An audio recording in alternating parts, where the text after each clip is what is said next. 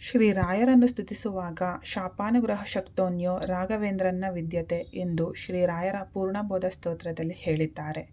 ಶಾಪ ಕೊಡುವುದರಲ್ಲಿಯೂ ಅನುಗ್ರಹ ಮಾಡುವುದರಲ್ಲಿಯೂ ಶ್ರೀರಾಯರನ್ನು ಬಿಟ್ಟರೆ ಬೇರಾರೂ ಇಲ್ಲ ಎಂದು ಇದರ ಭಾವ.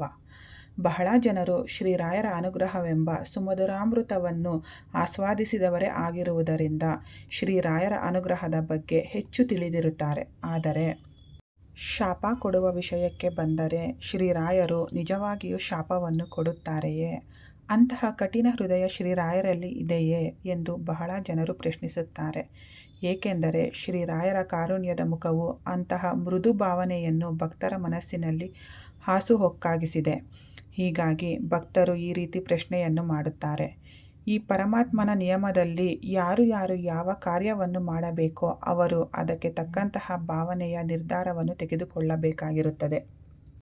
ಹೀಗಾಗಿ ಲೋಕ ನಿಯಮದ ವಿರುದ್ಧ ಸಾಗುವವರನ್ನು ಎಚ್ಚರಿಸುವ ಶ್ರೀರಾಯರು ಕೊನೆಗೊಮ್ಮೆ ದಾರಿಗೆ ಬಾರದವರನ್ನು ಶಪಿಸುತ್ತಾರೆ ಎಂಬುದನ್ನು ನಾವು ಮನಗಾಣಬೇಕು. ಹೀಗೆ ನಿಷ್ಠುರದ ನಿರ್ಧಾರವೊಂದನ್ನು ಶ್ರೀರಾಯರು ತಮ್ಮ ಮೊದಲ ಅವತಾರವಾದ ಶ್ರೀ ಪ್ರಹ್ಲಾದರಾಜರ ಆಳ್ವಿಕೆಯಲ್ಲಿ ತೆಗೆದುಕೊಂಡದ್ದು ಬಹಳ ಜನರಿಗೆ ತಿಳಿಯದ ಸಂಗತಿ.